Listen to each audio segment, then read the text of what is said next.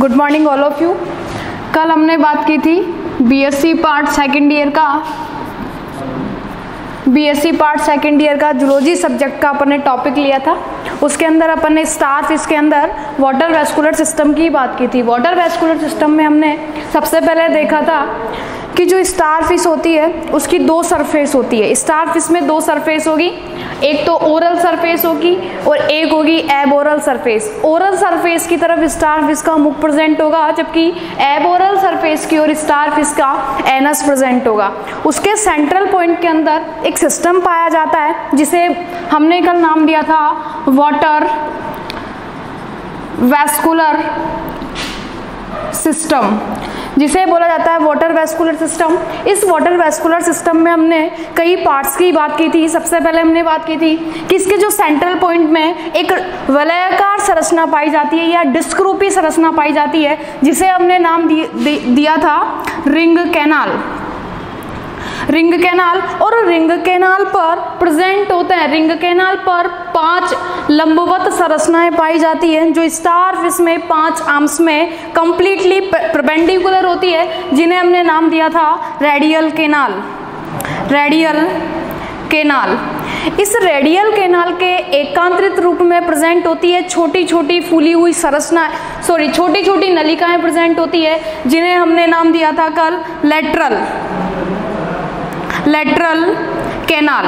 Lateral canal के अंतिम छोर पर छोटी संरचनाएं पाई जाती है, फूली हुई संरचनाएं पाई जाती है। इन फूली हुई संरचनाओं को ट्यूबोफिट कहते हैं। ट्यूबोफिट, इस ट्यूबोफिट के द्वारा ही स्टार फिश लोकोमोशन करती है। तो स्टार फिश में लोकोमोटरी ऑर्गन हो गया ट्यूबफिट। अब बात करेंगे जो ट्यूबफिट होती है, ट्यूबफिट में 3 पार्ट्स प्रेजेंट होते हैं। ऊपर वाला फूला हुआ भाग जिसे बोला गया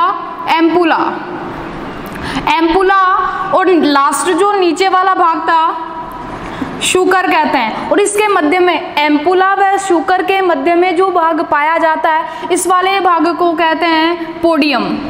तो ये 3 भाग पाए जाते हैं। स्पेसिफिकली बात यह है कि जो एम्पुला होता है इसमें विशिष्ट प्रकार की मसल्स पाई जाती है। इन विशिष्ट प्रकार की मसल्स को हमने नाम दिया वर्तुल पेशियां। वर्तुल, सर्कुलर बोल सकते हैं, वर्तुल पेशियां पाई जाती है।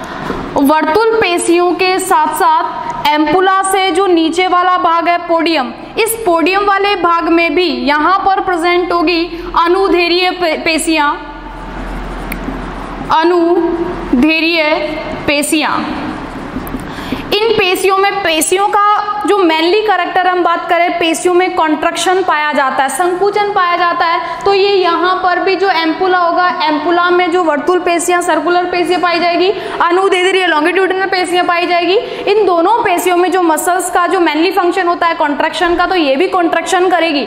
तो हमने जैसे कि स्टार फिश होती है वाटर के कॉन्टैक्ट में रहेगी, तो वाटर के कॉन्टैक्ट में रहने की वजह से इनमें जो एम्पुला वाला भाग होता है, यानी कि जो रिंग कैनाल होगी, रिंग कैनाल के अंदर प्रेजेंट होगा वाटर, रिंग कैनाल से वो एंटर करेगा वाटर रेडियल कैनाल में। रेडियल कैनाल से हमने बात की कल, रेडियल कैनाल के अंतिम सिरे पर कपाट या वॉल्व पाए जाते हैं। तो ये वॉल्व क्या करते हैं कि प्रेशर जब ज्यादा आएगा, वाटर का प्रेशर जब ज्यादा होगा, तो यहाँ पर ये वॉल्व इसको डायरेक्शनली डिवाइडेड कर देगा। तो वाटर आएगा, वाटर एंटर करेगा, यहाँ लास्ट वाले पे प्रेशर ज्यादा होने की वजह से ये जो वाटर होगा वो एंटर करेगा लेटरल कैनाल में। तो ये जो लेटरल कैनाल है, लेटरल कैनाल में एंटर करने के बाद में जो लास्ट वाला भाग होता है जिसे हमने नाम दिया ट्यूबफिट, ट्यूबफिट में चला जाता है। अब बात करेंगे लेटरल कैनाल में जाने के बाद में वाटर आ जाएगा ट्यूबफिट में। सबसे पहले फूला हुआ भाग जो होगा एम्पुला, एम्पुला में प्रेजेंट होगी वर्तुल पेशियां। इन वर्तुल पेशियों के कॉन्ट्रैक्शन के दौरान, संकुचन के दौरान जो वाटर होगा वो वाटर प्रेशर के साथ में आएगा पोडियम में। पोडियम में आने के बाद में लास्ट वाला सिरा जो शूकर होता है, इस शूकर में प्रवेश कर जाता है। अब बात करते हैं जो पोडियम होता है, इस पोडियम के 2 पोर्शन होते हैं।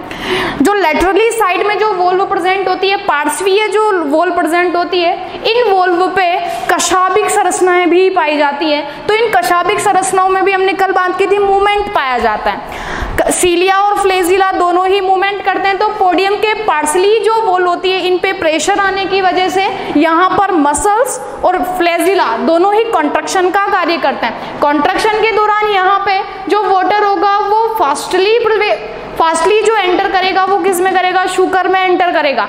अब बात करते हैं कि जो स्टार फिश होती है, स्टार फिश लोकोमोशन करेगा तो इसमें जो वाटर वेस्कुलर सिस्टम के अंदर जो वाटर प्रवेश करेगा वो सबसे पहले रिंग कैनाल के दौरान करेगा, वो रेडियल कैनाल में, और रेडियल कैनाल से वो एंटर करेगा लेटरल कैनाल में, लेटरल कैनाल से एंटर कर देगा ट्यूब फिट में। ट्यूब फिट में 3 पोर्शंस हो गए। अब बात करते हैं जैसे ही स्टार फिश वाटर के कांटेक्ट में आएगी तो उसकी ये स्टार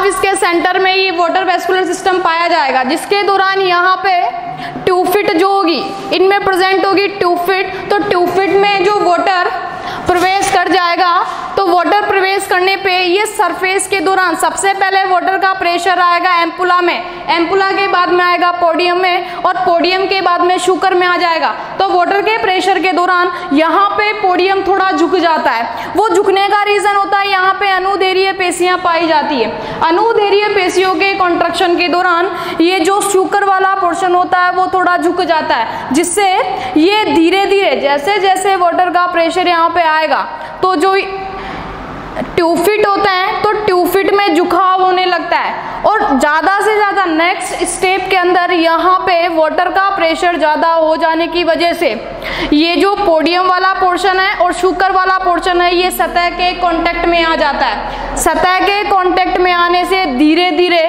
सतह के कांटेक्ट में आएगा और स्टार फिश में लोकोमोशन कंप्लीट होता है। तो यही रीजन होता है कि सबसे ज़्यादा कि जो एम्पुला, पोडियम और शुकर में कॉन्ट्रैक्शन का होता है, जिसमें वाटर आएगा एम्पुला में, लेटरल कैनाल से आएगा एम्पुला में, एम्पुला के दौरान पोडियम में आएगा और जिससे वो शुकर में आ जाता है। शुकर में लंबवत क्रिया होती है, तो इसके दौरान ये सरफेस के धीरे धीरे कांटेक्ट में आएगा और वो एक स्थान से दूसरे स्थान पर चले जाते हैं, लोकोमोट हो जाते हैं। तो यही बात होती है कि नेक्स्ट स्टेप में ये क्या होता है कि वाटर वापस से यानी कि पोडियम के 2 मैंने लेटरल साइड्स बताएं, एक लेटरल साइड से ऊपर जाता है और दूसरे लेटरल साइड से नीचे आ जाता है। ये सारा का सारा कॉन्ट्रैक्शन के दौरान होता है।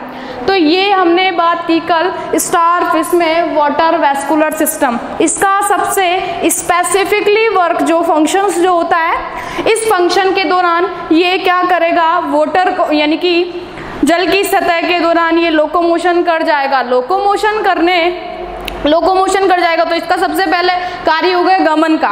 यही बात करेंगे कि जो इनमें ये संरचनाएं ट्यूब फिट्स होती हैं, जैसे कि नेवी के अंदर या फिर हम बात करेंगे जो जवान होते हैं वो सेना की तरह जो एक कदम दूसरा कदम यानी कि एक कदम बढ़ाते हुए चलते हैं, वैसे ही ये ट्यूब फिट भी एक कदम फिर नेक्स्ट कदम बढ़ाते हैं। तो यही बात होता है कि जो ट्यूब फिट के द्वारा जो लोकोमोशन हो जाता है तो तारा मछली आसानी से किसी भी वॉल पर भी लोकोमोशन कर जाती है। तो ये स्ट्रेटिवली जो भी वॉल होती है उस पर भी ये लोकोमोट कर जाते हैं। तो ये हमने कल बात की थी स्टार फिश में वाटर वेस्कुलर सिस्टम की, जिसके दौरान सारी हमने स्ट्रक्चर की भी बात हो गई थी। अब बात करते हैं कि इसमें जो विशिष्ट प्रकार की रेडियल कैनाल के जो साइड में यहाँ पे जो संरचनाएं पाई जाती है, इन संरचनाओं को टिडमान के पिंड कहा जाता है। टिडमान के पिंडों का एक और नाम होता है रेसिमोस मास। रेसिमोस मास भी इन्हें कहा जाता है। टिडमान पिंड या रेसिमोस मास इन्हें कहा जाता है। तो ये रेडियल कैनाल जो होगी, रेडियल कैनाल के साइड में 1 पेयर में प्रेजेंट होते हैं। तो 5 रेडियल कैनाल में 10 यानी कि 5 पेयर प्रेजेंट हो गए। लेकिन हमने कल बात की थी मैड्रीपोराइट, ये तो मैड्रीपोराइट वाला पोर्शन और ये स्टोन कैनाल वाला पोर्शन। मैड्रीपोराइट और स्टोन कैनाल इसके स्थान पर यहाँ पर क्या होता है, एक टिडमान पिंड डीजनरेट हो जाता है। तो यहाँ पे रिंग कैनाल पे प्रेजेंट होंगे 9 टिडमान के पिंड प्रेजेंट होते हैं। अब 9 टिडमान के पिंडों के मध्य में 9 टिडमान पिंडों के मध्य में यहाँ पे एक फूली हुई संरचना पाई जाती है। देखो ये फूली हुई संरचना जिन्हें पोलियन वेसिकल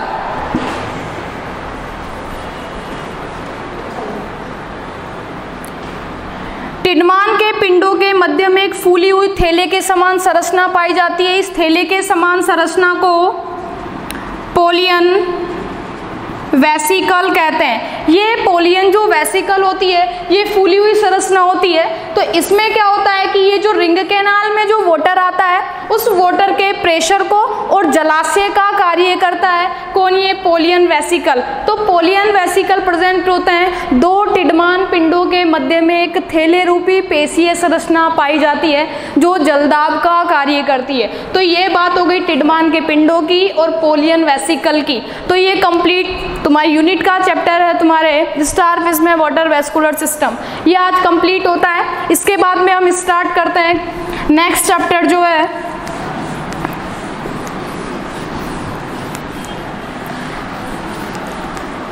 हेमिकोडेट्स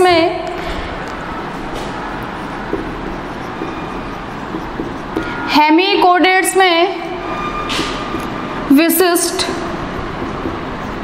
लक्षण या साइलेंट फीचर्स ऑफ हेमिकोडेट्स। आज हम इनके कैरेक्टर्स की बात करते हैं। तो हेमिकोडेट्स जो एनिमल्स होते हैं उन्हें पहले कोडेट्स के वर्ग में ही रखा जाता था।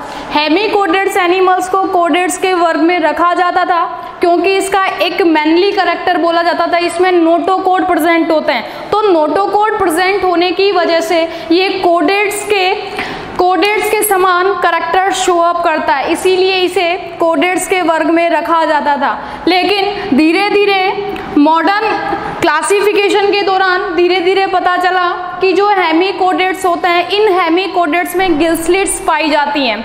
गिल स्लिट्स पाई जाने की वजह से इनके कैरेक्टर में बॉडी यानी कि वेरिएशंस कर दिए गए। अब इन्हें कोडेट्स के वर्ग में नहीं रखा जाता है। तो हेमिकोडेट्स के लक्षणों में हम बात करें, इनमें पृष्ठ रज्जु या नोटोकोड इनमें पाया जाता है। तो ये तो कोडेट्स के समान फीचर्स हो गए। लेकिन हम बात करें इनवर्टिब्रेट्स और वर्टिब्रेट्स में, तो हेमिकोडेट्स के दोनों के सिमिलरली कैरेक्टर्स शो होते हैं। तो ये हम बात करेंगे सबसे पहले हेमिकोडेट्स के साइलेंट फीचर्स की।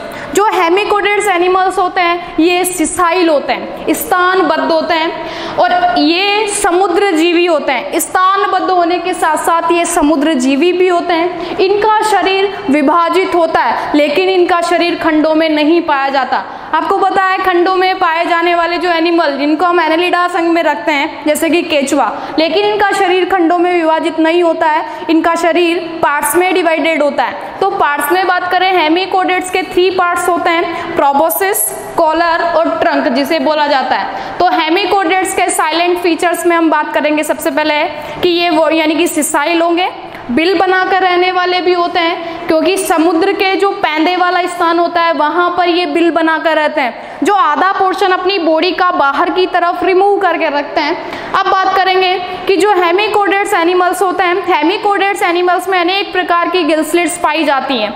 या बात कर सकते हैं इनमें गिल स्पोर्स भी पाया जाता है। इनका जो बॉडी स्ट्रक्चर होता है इनमें टैल वाला पोर्शन भी पाया जाता है।